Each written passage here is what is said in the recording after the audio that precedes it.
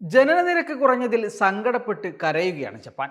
കുഞ്ഞുങ്ങൾ പിറക്കുമ്പോഴുള്ള കരച്ചിലല്ല, മരണവീട്ടിൽ നിന്ന് വരുന്ന കണ്ടമിടറിയുള്ള രോദനമാണ് അവിടെ നിന്ന് വരുന്നത്.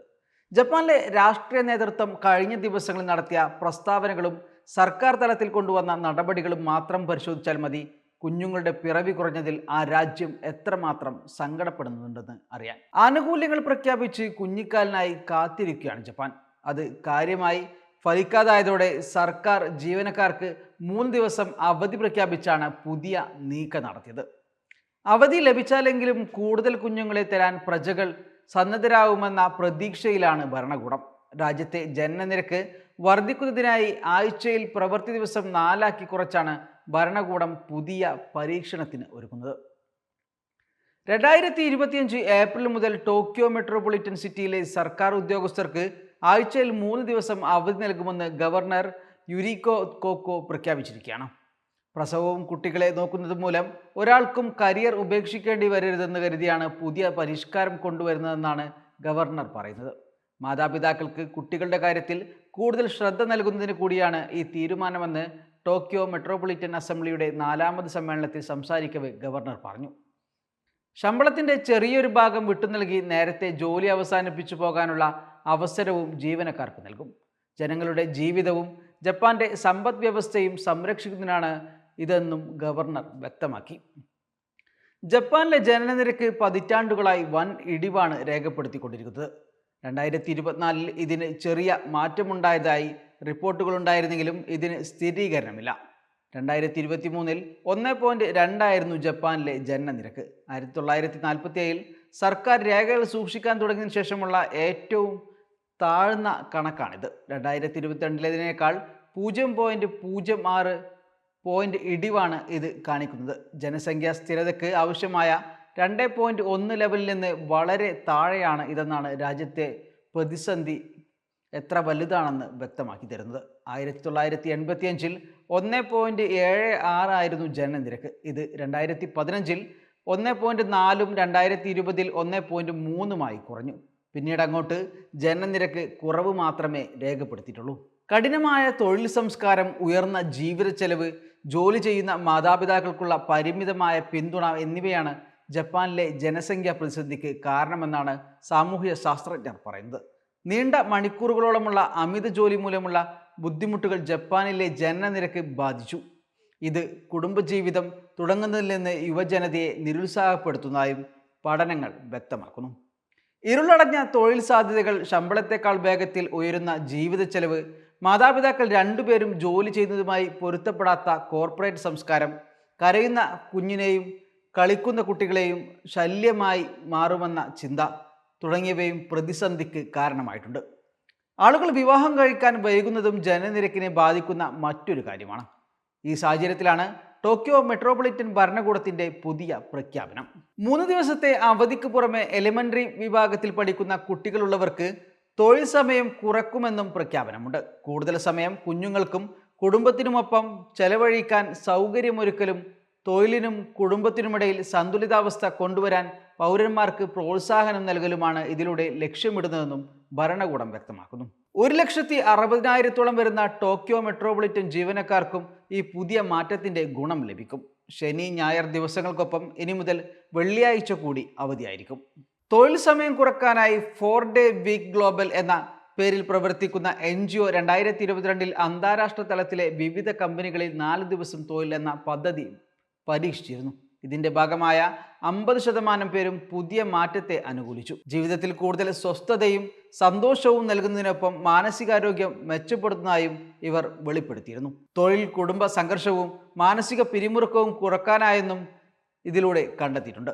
പരീക്ഷണത്തിൽ പങ്കാളികളായ തൊഴിലാളികൾ പുതിയ പരിഷ്കാരത്തിന് 10-ൽ 9.1 മാർക്കാണ് നൽകിയത്. സമാനമായ പരിഷ്കാരമാണ് ഇപ്പോൾ ടോക്കിയോയും പരീക്ഷിക്കുന്നത്. രാജ്യത്തെ ജനനനിരക്ക് വർദ്ധിപ്പിക്കാൻ പുതുതായി പിറന്ന കുട്ടികൾക്കൊപ്പം ചെലവഴിക്കാൻ പിതാക്കൾക്ക് പെറ്റേണിറ്റി ലീവ് ഉൾപ്പെടെ അനുവദിച്ചും കൂടുതൽ ആയാസരഹിതമായ തൊഴിൽ ക്രമങ്ങൾ നിർദ്ദേശിച്ചുമെല്ലാം ഭരണകൂടം പ്രോത്സാഹനജനകമായ നടപടികൾ ആവിഷ്കരിച്ചു വരികയാണ്. രാജ്യത്ത് കഴിഞ്ഞ വർഷം ജനിച്ചത് 7,27,277 കുഞ്ഞുങ്ങളാണെന്നാണ് ആരോഗ്യ മന്ത്രാലയം നൽകുന്ന വിവരം. 2022 5.6% കുറവാണിത്. 1899 ജപ്പാൻ സ്ഥിതിവിവര കണക്കുകൾ സമാഹരിക്കാൻ തുടങ്ങിയതിനു ശേഷമുള്ള ഏറ്റവും കുറഞ്ഞ ജനന നിരക്കാണിത്. 1970കളിൽ ഇത് 2 ദശലക്ഷത്തിലധികമായിരുന്നു. വിവാഹങ്ങളുടെ എണ്ണം 5.9% രാജ്യത്ത് കുറഞ്ഞത്. പിതൃത്വ പാരമ്പര്യത്തിൽ അധിഷ്ഠിതമായ കുടുംബ മൂല്യങ്ങൾ കാരണം വിവാഹേതര ജനനങ്ങൾ ജപ്പാനിൽ വിരളമാണ്.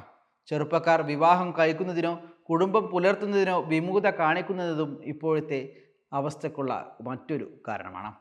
എങ്ങനെയെങ്കിലും ജപ്പാനിലെ ജനനനിരക്ക് വർദ്ധിപ്പിച്ചേ പറ്റുന്നതിനാൽ രാഷ്ട്രീയ നേതാക്കൾ ഇതിനായി നടത്തുന്ന പ്രസ്താവനകൾ പലപ്പോഴും വിവാദങ്ങളിലേക്ക് വഴുതിപ്പോകാറുണ്ട്. ജപ്പാനിലെ പ്രമുഖ രാഷ്ട്രീയ പാർട്ടിയായ കൺസർവേറ്റീവ് പാർട്ടി ഓഫ് ജപ്പാന്റെ സഹസ്ഥാപകനും രാജ്യത്തെ പ്രമുഖ ടെലിവിഷൻ പരിപാടികളുടെ നിർമ്മാതാവും ജപ്പാൻ ബ്രോഡ്കാസ്റ്റിംഗ് കോർപ്പറേഷന്റെ മുൻ ഗവർണറുമായ ഹിക്കുത നോക്കിയുടെ പരാമർശം പക്ഷേ വൻ വിവാദങ്ങൾക്കാണ് വഴിവെച്ചത്. ഇതോടെ ക്ഷമാപണം നടത്തിയ അദ്ദേഹം ജനനനിരക്ക് കുറയുന്നതിനെക്കുറിച്ച് ഒരു ചർച്ച ആരംഭിക്കാൻ സഹായിക്കുക എന്ന ലക്ഷ്യത്തോടെയാണ് താൻ അക്കാര്യം പറഞ്ഞതെന്ന് വ്യക്തമാക്കി തടിയൊരുകയായിരുന്നു. ഈ വിധത്തിലുള്ള എന്തെങ്കിലും ചെയ്യാതെ നമുക്ക് സാമൂഹിക ഘടന മാറ്റാൻ കഴിയില്ലെന്നാണ് താൻ പറഞ്ഞാൻ ഉദ്ദേശിച്ചതെന്നും പരാമർശങ്ങൾ പിൻവലിച്ച് മാപ്പ് ചോദിക്കുന്നതെന്നും ഹിക്കുത നോക്കി പറഞ്ഞു. കൂടുതൽ കുട്ടികളുണ്ടാകുന്നതിന് ഗ്രാമീണ പ്രദേശങ്ങളിലെ പുരുഷന്മാരെ വിവാഹം ചെയ്യാൻ സ്ത്രീകളെ പ്രോത്സാഹിപ്പിക്കണമെന്നത് ഉൾപ്പെടെയുള്ള നിർദ്ദേശങ്ങൾ മുമ്പും വിവിധ കോണുകളിൽ നിന്ന് ഉയർന്നിരുന്നു. അത്തരത്തിലുള്ള നിർദ്ദേശങ്ങൾക്കെതിരെയും വൻ വിമർശനങ്ങളാണ് ജപ്പാനിൽ ഉയരുന്നത്. പ്രസവങ്ങളുടെ എണ്ണം കുറഞ്ഞതിനെ ജപ്പാൻ അഭിമുഖീകരിക്കുന്ന ഏറ്റവും വലിയ പ്രതിസന്ധി എന്നാണ് പ്രധാനമന്ത്രി ഫ്യൂമിയോ കിഷിദ വിശേഷിപ്പിച്ചത്. പ്രസവത്തിനും കുട്ടികൾക്കും അവരുടെ കുടുംബങ്ങൾക്കും കൂടുതൽ പിന്തുണയും സബ്സിഡിയും ഉൾപ്പെടുന്ന നടപടികളിലൂടെ ഒരു പാക്കേജ് അദ്ദേഹം മുന്നോട്ട് വെക്കുകയും ചെയ്തു. രാജ്യത്തെ കുറഞ്ഞുവരുന്ന ജനനനിരക്ക് നിർണായകാവസ്ഥയിലാകണമെന്ന് ചീഫ് ക്യാബിനറ്റ് സെക്രട്ടറി യോഷിമസ ഹയാഷിബിയും പറയുന്നു. പക്ഷേ ഗവൺമെന്റിന്റെ ശ്രമങ്ങൾ ഫലപ്രദമാകുമോ എന്ന സംശയമുയരുന്നെന്നാണ് വിദഗ്ധർ പറയുന്നത്. കാരണം സർക്കാർ ഇതിനകം വിവാഹിതരായവരോ ഇതിനകം തന്നെ കുട്ടികൾ ഉണ്ടാക്കാൻ ആഗ്രഹിക്കുന്നവരോ ആയ ആളുകളെയാണ് കേന്ദ്രീകരിച്ചിരിക്കുന്നത്. എന്നാൽ ഇക്കാര്യത്തിൽ മടി കാണിക്കുന്നവരാണ് ഭൂരിപക്ഷം യുവാക്കളും. ഇത്തരക്കാരെ വേണ്ടത്ര അഭിസംബോധന ചെയ്യാൻ സർക്കാരിന് കഴിഞ്ഞിട്ടില്ലെന്നാണ് ഇക്കൂട്ടർ പറയുന്ന വിമർശനം. ഏതായാലും ജപ്പാനിലെ ജനസംഖ്യ അനുദിനം കുറഞ്ഞു വരികയും പ്രായമുള്ളവരുടെ എണ്ണം കുതിച്ചുയരുകയും ചെയ്തുകൊണ്ടിരിക്കുകയാണ്. ജപ്പാനീസ് ആരോഗ്യ മന്ത്രാലയത്തിൻ്റെ റിപ്പോർട്ട് പ്രകാരം 3,50,074 കുട്ടികളാണ് ഇക്കുറി ജനുവരി മുതൽ ജൂൺ വരെ ജപ്പാനിൽ ജനിച്ചത്. കഴിഞ്ഞ വർഷം ഇതേ വർഷത്തെ കണക്കുകളുമായി താരതമ്യം ചെയ്യുമ്പോൾ 5.7% കുറവാണ് ഇത് കാണിക്കുന്നത്. 123 ദശലക്ഷത്തിലധികം വരുന്ന ജപ്പാനിലെ ജനസംഖ്യ 2070 ആകുമ്പോഴേക്കും ഏകദേശം 30% കുറഞ്ഞ് 87 ദശലക്ഷമായി മാറുമെന്നാണ് കണക്കുകൾ ചൂണ്ടിക്കാട്ടുന്നത്. 2008 ഒക്ടോബറിൽ 128.1 ദശലക്ഷമായിരുന്നു ജപ്പാന്റെ ജനസംഖ്യ.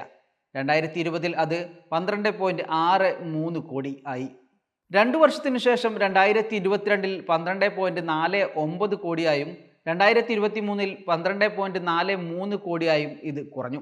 2024 12.37 കോടിയാണ് രാജ്യത്തെ ആകെ ജനസംഖ്യ. ഈ കണക്കുകളുടെ ബലത്തിലാണ് രാജ്യത്തെ ജനസംഖ്യയുടെ പരിതാപകരമായ കൂപ്പുകുത്തലിനെ കുറിച്ച് വിദഗ്ധർ പ്രവചനം നടത്തിവരുന്നത്. നിലവിലെ ജനസംഖ്യാ പ്രവണത തുടരുകയാണെങ്കിൽ 2100ഓടെ മൊത്തം ജനസംഖ്യ 50% അതിൽ കൂടുതലോ കുറയാൻ സാധ്യതയുള്ള 23 രാജ്യങ്ങളിലൊന്നാണ് ജപ്പാൻ എന്ന് വിദഗ്ധർ ചൂണ്ടിക്കാട്ടുന്നു. ജനനനിരക്ക് കുറഞ്ഞത് സ്വാഭാവികമായും പ്രായമായവരുടെ എണ്ണത്തിൽ അതിനനുസൃതമായ വർധനവിനും കാരണമായിട്ടുണ്ട്. ഇപ്പോൾ തന്നെ രാജ്യത്തെ ഓരോ 10 പേരിലും 4 അതിൽ കൂടുതൽ പേരോ 65 വയസ്സോ അതിൽ കൂടുതലോ ഉള്ളവരാണ്. അതിലൊരാൾ തന്നെ 80 വയസ്സിന് മുകളിലുള്ളവരാണെന്നും കണക്കുകൾ വ്യക്തമാക്കുന്നു. സൈനിക മേഖലയിലും രാജ്യസുരക്ഷയിലും ഉൾപ്പെടെ ഇത് രാജ്യത്തിന് ഉണ്ടാക്കാൻ പോകുന്നത് കടുത്ത ഭീഷണിയാണെന്നും വിദഗ്ധർ സൂചിപ്പിക്കുന്നു.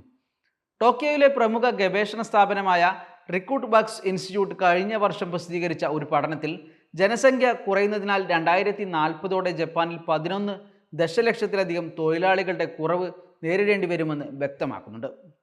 രാജ്യത്തെ വയോജനങ്ങളുടെ എണ്ണത്തിൽ വർധനവ് മൂലമുണ്ടാകുന്ന പ്രശ്നത്തിന് ഒരു പരിഹാരമെന്ന നിലയിൽ കഴിഞ്ഞ വർഷം 9.14 ദശലക്ഷം വയോധികർ ജോലിയിൽ പ്രവേശിച്ചതായും കണക്കുകൾ കാണിക്കുന്നു. നിലവിലെ ജനനനിരക്ക് അടിസ്ഥാനമാക്കിയുള്ള ജനസംഖ്യാ പ്രവചനങ്ങൾ അനുസരിച്ച് 65 വയസ്സിന് മുകളിലുള്ള വ്യക്തികൾ 2060 ആകുമ്പോഴേക്കും ജനസംഖ്യയുടെ 40% മൊത്തം ജനസംഖ്യ 2010 128 ദശലക്ഷത്തിൽ നിന്ന് 1/3 കുറയുമെന്നും രാജ്യത്തെ 19 വയസ്സിന് താഴെയുള്ളവരുടെ അനുപാതം 2060 13% മാത്രമായിരിക്കുമെന്നും കണക്കുകൾ പറയുന്നു. അതായത് കുഞ്ഞുങ്ങൾ പിറക്കുന്നത് ഇനിയും അലോസരമായി ജപ്പാൻ ജനത കണക്കാക്കിയാൽ അവരുടെ ഭാവി ഇരുളടഞ്ഞതായിരിക്കുമെന്ന് തന്നെയാണ് കണക്കുകൾ കാണിക്കുന്നത്.